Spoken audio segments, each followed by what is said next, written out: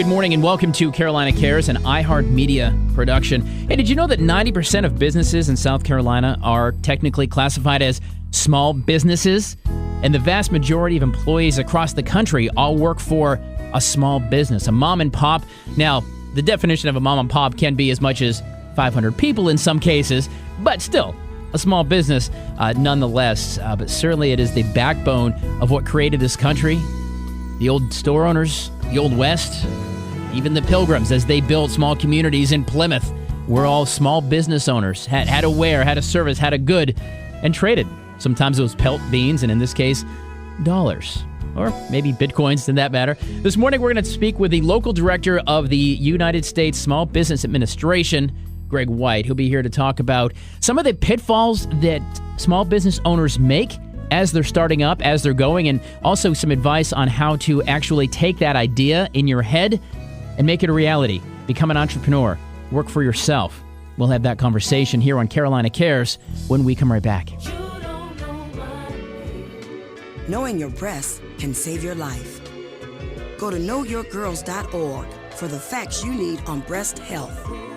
Brought to you by Susan G. Komen and the Ad Council.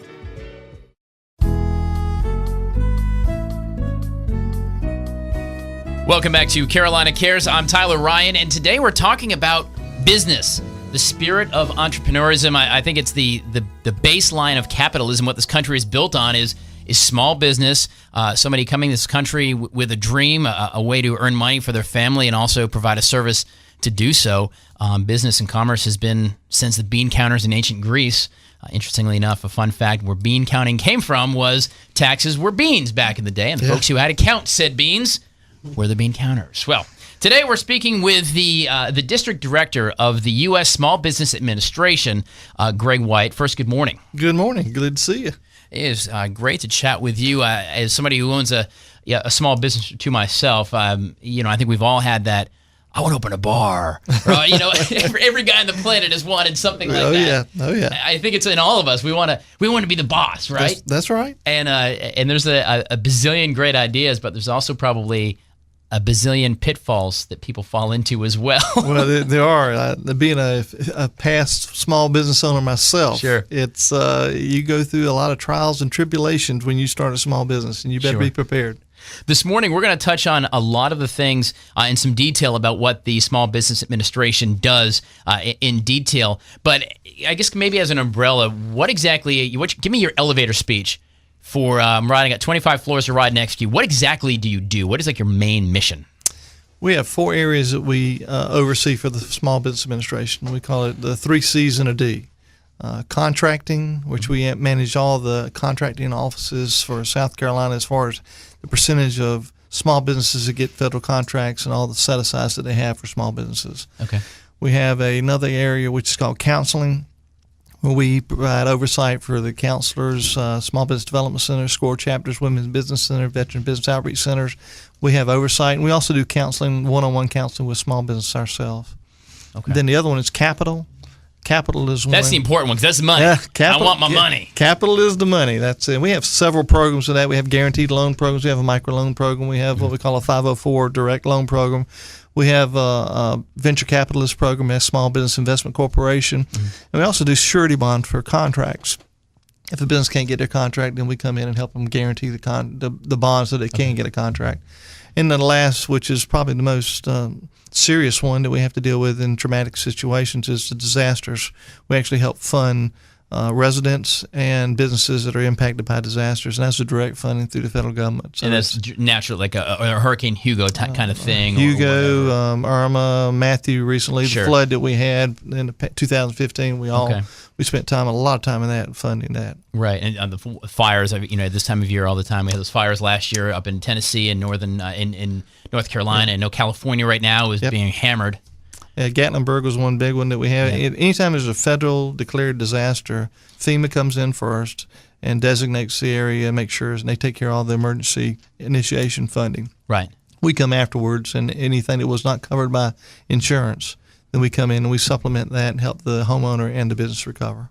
How is the Small Business Administration funded? You're a federal government agency, I'm assuming, because the U.S. at the front of your name. That's right. But is that where it's funded from, or where do you get that money that you're able to give relief to these small business owners? It's a federally funded, budgeted item on a regular basis. If you have a shutdown, we get shut down. Sure. But it is a federally funded program initiated by Congress back in 1953. Goodness. Was it started. As a matter of fact, we celebrating our 75th year last year.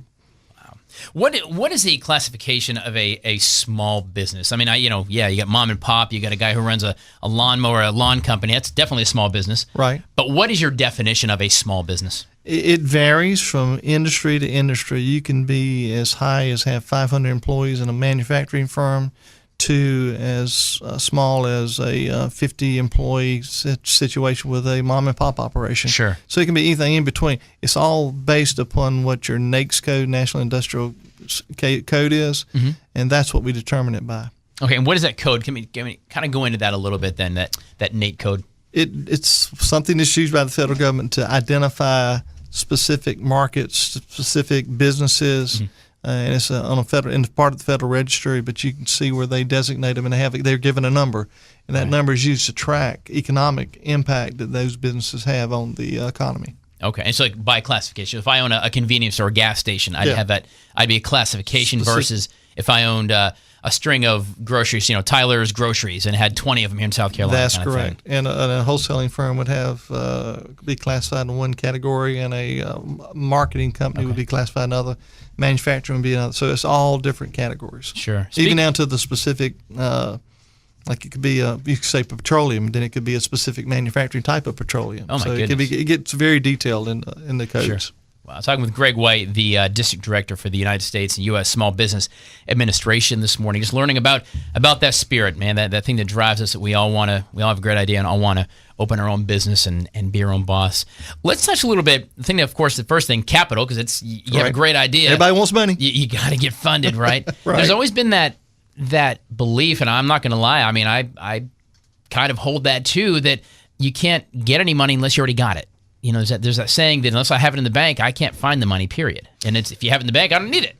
Not necessarily so. We have some programs which we call the microloan program, which starts a small business out that's got a good idea they've worked through, maybe developed a business plan, which hopefully we'll get into a little bit. But they can come in and obtain a $50,000 loan, not for real estate, not for equipment, but actually working capital to get them started, going into business. And it doesn't require any capital, any collateral. So it's if you got a good idea, you got a good experience, and you can present that effectively. Credit history is good. You can go to one of our micro lenders and pick up and be funded. Is that a startup, or say you've been in operation a year and you realize you need a little bit of capital to get to that next quarter or get to whatever? Startup or existing, it doesn't matter. It's just a matter of it's specifically set up so that a business can grow. One of our mottos is we want to start, grow, expand, and recover small businesses, and this is the starting part of it and the growing part of it. Greg, what's the process? I know you can get an LLC. You have all these different business classifications. Right. Where do I start? I got a great idea, man. I want to open up a mountain bike touring company. What do I do? Give me what the first thing I do besides talk my wife into it. Well, the first thing I would do is talk to your family and friends and look around, look at the market and see if it makes sense. Even if you get a chance to implement it, try it out. If you got a little, say you've got a food product you want to sell, package it up, see if you can market it to your family and friends. Just experimental would be the first step. Sure. To see if it works. Then after that, it gets a little bit more intense. You would start with a business plan. I call a business plan a roadmap of success. When you're taking a trip, you know where you're going on a map. You Google it and you say, okay, this is where I'm going. If you want to take a side trip, you realize it's going to cost you time and money. Well, a business plan is very similar to that. It goes through about 5 areas of business planning: marketing, economics, technical, financial, and managerial aspects of a business plan. And that's what a business going forward needs to know, because it's going to tell you whether it's financially feasible, that if it makes sense to do what you want to do. It takes you through your expenses, your insurance, your utilities, your labor, what it's going to cost you. Right. So that's very important, but also looks at the economy at the time. What's the economy like? Is it make sense? Do you have the technical expertise? Is the market there? So it takes you through all that aspects. And once you get it written down, because a plan is no good unless you write it down. Sure. My predecessor used to say, if you fail to plan, you plan to fail. So that's what we always tell them. Take them through that business planning process, and take them. That helps them too when they get ready to go talk to a investor, or a lender, or somebody. They have a document that says, okay, here's what I want to do, here's how much it's going to cost, and here's how I'm going to pay you back. Right. That's often the most important part. Sure enough. The lenders want to know they're owned by investors, and they want to get their return on their investment. Right. So if you don't have a good product, they're not going to invest in you. So you get that. So you get the business plan together. You find your aunt, whoever, your buddy, or a microloan. Right. Sure. Here's the startup capital. Here's $50,000. Here you go. Make out. At what point then you have to decide on a business model? You got the LLC. You've got S corp, C corp. You have different organizational types too, right? Yeah, there are. And what we like to do is that each business is different. Mm-hmm. You may want to start off as a sole proprietorship and then move to an LLC and then move to a C corp. For less liability. A LLC gives you some protection from liability, but a S corp or C corp will give you a lot of protection from liability from your personal assets.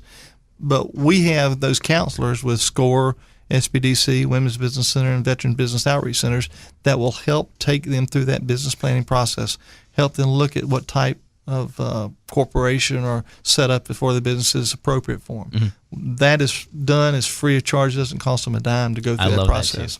I love that. I know, and I've seen the billboards for SCORE and whatnot. Right. Driving in on I-26, I see those billboards, and that's free counseling, right? You're talking to people who are like mentors that have built successful businesses and kind of know a thing or two about the road you got to travel. Yeah, SCORE is an excellent opportunity because you've got experienced executives, people who've been in the different types of businesses, and if they can't find a local business or a local mentor here, they have online, and they will target you for a specific. So, say if you're interested in doing nuclear waste, okay, they'll go on the internet across the nation, and they'll match you up with somebody who's got experience in nuclear waste and tack you in with that stuff over the internet. That is amazing. I love it. Talking with Greg White, the District Director for the U.S. Small Business Administration. What's a good website for you guys? Someone just wants some more information on the SBA and what y'all do. www.sba.gov, and you can do a /SC, and that would take you to our local home page. Fantastic stuff. I love it. We're going to continue our conversation this morning with Greg White. Learn a little bit more about some of the other things that they do besides the funding, of course, the contracting. We'll talk about that. And also, I'm going to put him to the test. I want to ask him what some of the biggest mistakes that are made by small business owners, maybe the things that you better adjust right now if you want to stay in business, or maybe you can have them planned before you get into business, but the things you've seen that may potentially doom a great idea. Well, the number one is what I told you before. You fail to plan, you plan to fail. That's it. So get the business plan done, set it down right.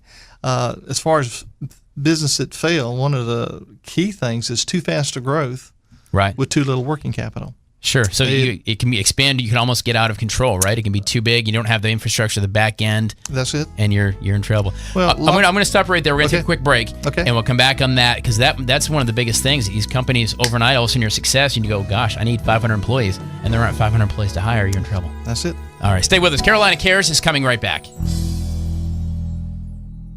Okay, men. Time to be an all-star caregiver.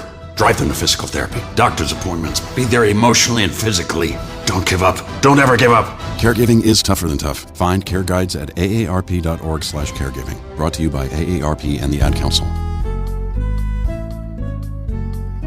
Welcome back to Carolina Cares. I'm Tyler Ryan. We're speaking today about entrepreneurism, small business. Yeah, you've got a great idea. You want to go into business, be your own boss, provide for your family. There are programs out there you may not know that are free. You can actually find funding. You can get help on how to set up. You may not have a lot of business experience, but you can be mentored. A lot of it is at no cost to you. But speaking with Greg White, the District Director for the U.S. Small Business Administration, we're learning about some of the mistakes that are made that could fail you before you even really get started. And right before the break, we started jumping into one, and that's getting too big too fast. Why is that a problem? I mean, come on, I'm making all kinds of money. How's that a problem? A lot of entrepreneurs have the knowledge and have the product and are great salespeople, and they know exactly what to do, but they have very little financial experience, Mm-hmm. so they don't know how to manage their finances.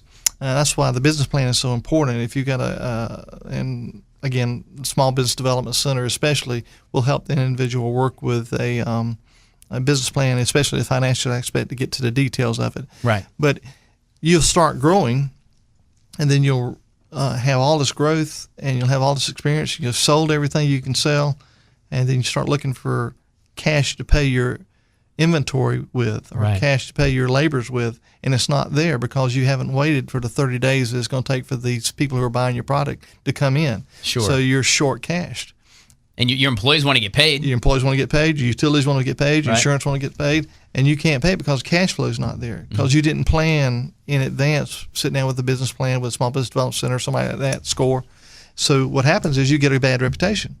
Once you get that bad reputation, it is hard to gain that back. Reputation is everything in a small business. Dependability, somebody counts on you for supplying a need or providing a service. If you don't provide that service or that product when needed, they'll Right. go to somebody else, and your reputation spreads like wildfire. And especially in this day and age of Yelp and Home Advisor and Angie's List and all the services, people are really quick to say, you really, really stink at this. That's exactly right. And that could, you're right, that can do harm that you may not be able to get out of. Yeah, and another aspect that people try to do, they try to do everything. They try to be the manager, the lawyer, the accountant, the janitor, and everything. Instead of taking the time to look at it and spending the money to hire somebody to do some of that work for you, Sure. you're good. You may be good at a great baker or a great manufacturing product, but you don't know your finances. So if you let that slide, then it's going to suffer, and eventually it will catch up with you. Right. It's better to take the time and invest in somebody like an accountant or a lawyer. We say get you a lawyer and accountant. They should be your best friends. Sure. Because they will take you through it and protect you going forward. You may first pay them by the hour. Later on, you may put them on a retainer or something like that. But you need to have that availability of somebody to give you that proper counseling going forward. Right. And it's funny. I actually was speaking with a dear friend of mine, Kim Nelson, who started Daisy Cakes. Mm-hmm. She appeared on Shark Tank, and she's had phenomenal success, been on QVC. And we literally were having that conversation just the other day when I asked her about her setup and how things were going. And I said, because I always ask, how are you doing year over year? And she goes, I don't know. She's the owner. She's the CEO, the founder of the company. She goes, look, I bake, I write books, I go on television, and people call and order. I don't have any idea. I have my accountant that does that. I have my office manager who does that. She goes, I do what I'm good at because I stink at books.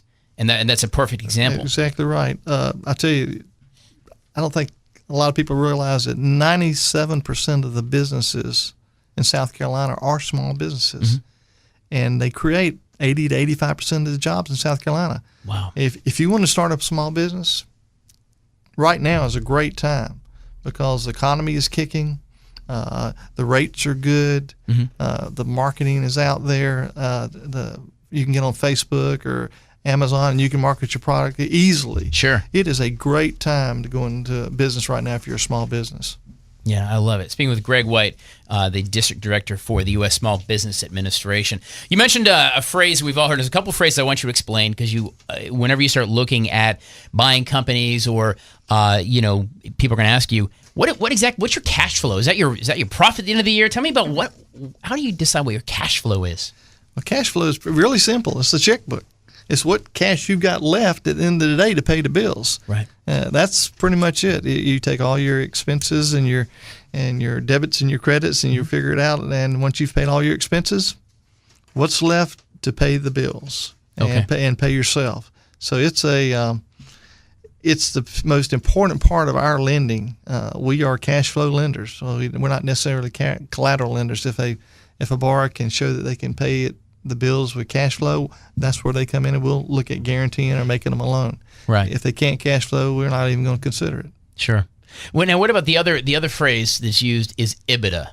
And if you're even thinking about business, you're looking. So I always peruse, the Buy Biz, Sell Biz websites. I'm that guy. I'm always like, one of these days, right? Yeah. But EBITDA is always there. Earning before interest and taxes. Yep, that's exactly what it is. It's what you make before you pay all your other bills. But And that's generally like a 3-year snapshot. You want to. we like to see at least a 3-year snapshot of your profit and loss and income statement and asset and balance sheet. Okay. Any lender's going to ask you the same thing. They're going to want to see that 3-year compilation. Is that if I'm considering buying a business, maybe when it's in existence, what are the things that I'm going to want to ask from that current business owner? Obviously, I'm going to want to see 3 years of bank statements to show that it's a successful business that actually is making money, right? What other questions do I need to ask someone who says, "Hey, my business is for sale. You want to buy it? I mow lawns." Yeah, you want to see a tax return. Tax returns you cannot fake. And Uncle Sam is going to look at them, and they're going to determine whether you're making a profit or not. So you're going to want to see their tax returns. You're going to want to actually, if you're getting ready to buy a business, get some type of market analysis on that business, an appraisal or something. Sure. There's certain kind of categories where we can give you percentages of sales, percentages of profit that will show what a business is worth divided on the market. And that's one thing that our counselors are able to do. They can help you with that appraisal. So you want to look at that. And then you want to go around and talk to people. You want to see what the reputation of that business is and whether there's experience. Get their references, go through and check them out. Nothing is when you get ready to buy a business, you want to make sure that you uncover all the different details about it. And you're not going to offend that business owner if he wants to sell the business. You need to not be afraid to ask, because you need to know, because if it becomes yours, you're going to inherit the good, but you're also going to inherit the bad, right? That's right. And you need to make sure that the managerial expertise and technical expertise is there when you buy it. If you've got people who are going to, when you buy a company and they get ready, you got several employees who are going to leave and they're your key employees, right? That could hurt you tremendously. So you'll make sure that you're going to keep those key employees. You're going to make sure you got that technical expertise there when you buy the business. Yeah, I had a buddy who actually bought a lawn business, and he bought a lot of it was the book of business, his accounts, and in that transition, a lot of the clients that he quote unquote purchased, they liked Billy Bob, and when Tommy John came in, they're like, yeah, you know what, I'm not really sure about this dude. I'm going to go ahead, and he spends all this money. He gets some equipment. But he's got a list of business, and it was cash flow, and it was making good money, and all of a sudden, his little by little, his guaranteed income became nothing. Yeah, because if you don't have a contract when you buy a business like that with the customers, they can disappear. If they're small business is relational business, right? And if you don't have this good relationship that you can carry on after the existing business owner leaves, then that very much is just a traumatic experience for you. What are some other mistakes? We've talked about a couple of them. Are there any other big, maybe red flags or practices that you see? Maybe business has been in for a year and it's doing okay, but you're like, man, you got to make sure, have an accountant. You don't want to get too big too fast, like we mentioned. Right. Are there any other red flags and maybe something you see business owners fail to do on a regular basis that could be a potential issue for them down the road? One of the biggest ones I've ever seen is that they don't provide the capital they need for future growth. Okay. And they think it in advance. You shouldn't be thinking as a small business, not just by tomorrow to make the debt. You should be thinking 2-3 years down the road. So you need to be saying, okay, how much of the money do I need to set aside of my profit in equity so that when the time comes for me to grow and expand, it's there to buy another piece of equipment. It's there to hire another employee. A lot of people tend to just take that money and spend it and go on a vacation, buy a new truck, buy a nice boat or something like that, instead of investing back in the business. That is a very big problem with small business. It's great. You start making money, and you're looking good, and you got money in your pocket. Hey, I'm going to go buy this new car, and I'm going to do this. It's better to drive that old Volkswagen right, than go out and buy a Mercedes. Sure. And then take that money that you saved to buy a piece of equipment that's going to make you millions of dollars down the road. Right.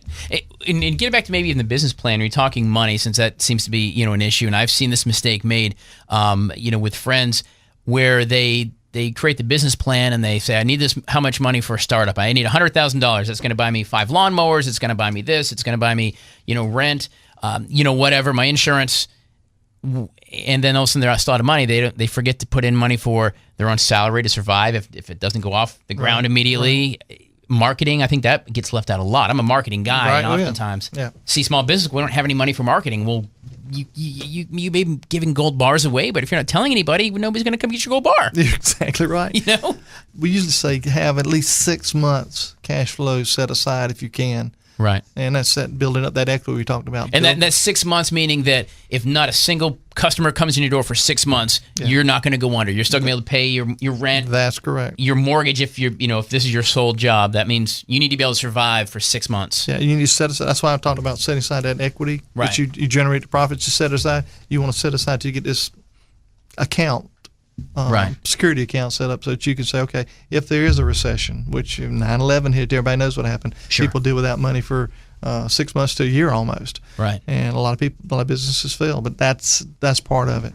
And we're now just digging out of one of the biggest recessions in a long time. That's right. And that's the sad thing. Not sad, I guess it's just natural. But you maybe forget that right now, as you mentioned, business is booming. It is. What is it? The growth 4.1. 4.1 GDP. I mean that's huge. That's a big number.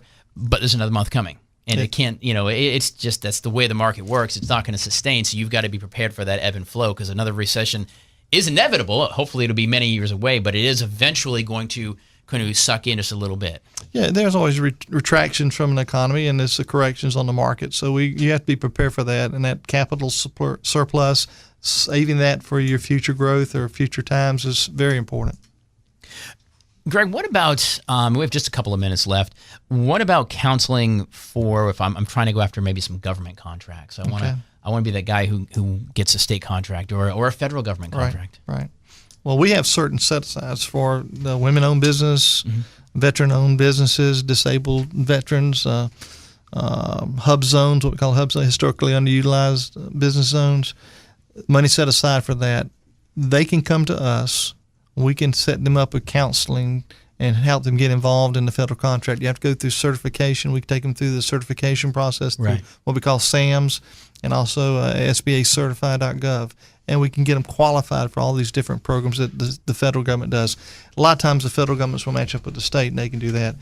Last year, I think it was $54 billion, that's with a B, in federal contracts came out of South Carolina. Holy smokes. And we are here to help the small businesses get 23% of that. We have also the Small Business Development Centers. Some of them have what we call PTACs located there, which are there to help officially small businesses who want to get involved in federal contracting do that.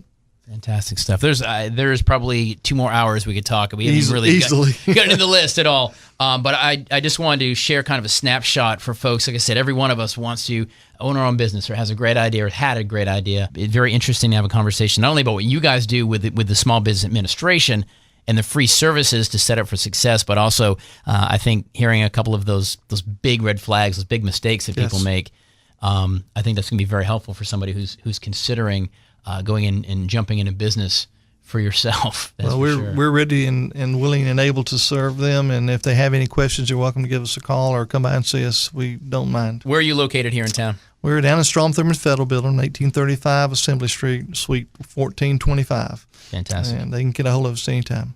We'll put links for you at WVOC at our Carolina Care site as well. And that website is sba.gov/SC. You got it. Right here. But SBA for Small Business Administration. That's how you do it. .gov. Greg, thank you so much for joining us this morning, answering questions. We're going to have you back, I'm sure. And if there's folks listening who have any questions, you feel free to email me, Tyler Ryan at iHeartMedia.com, and I'll make sure I forward them over to Greg and his staff and help you out as well and at least facilitate that initial connection. So we appreciate what you do for small business in America. Thank you. Stay with us. Carolina Cares is coming right back.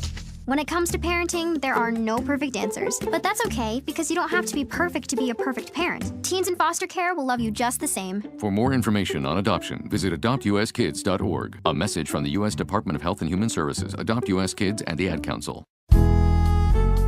Welcome back to Carolina Cares. Great stuff, great information. We're going to have Greg come back. We probably could have talked another hour or two about small business, and there's so many nuances. One thing he did say to me off air, don't let it be too daunting. You do want to have an attorney, an accountant. You want to make sure you've got some support staff on your team, but don't think that owning your own business is so far out of reach that you don't try. And that's an important message from Greg White, the development director, local director here of the United States Small Business Association. SBA.gov makes it real easy, right? SBA is in Small Business Association. But some good stuff. We'll have him back again soon to talk more about some of the nuances and kind of drill down into business ownership as well.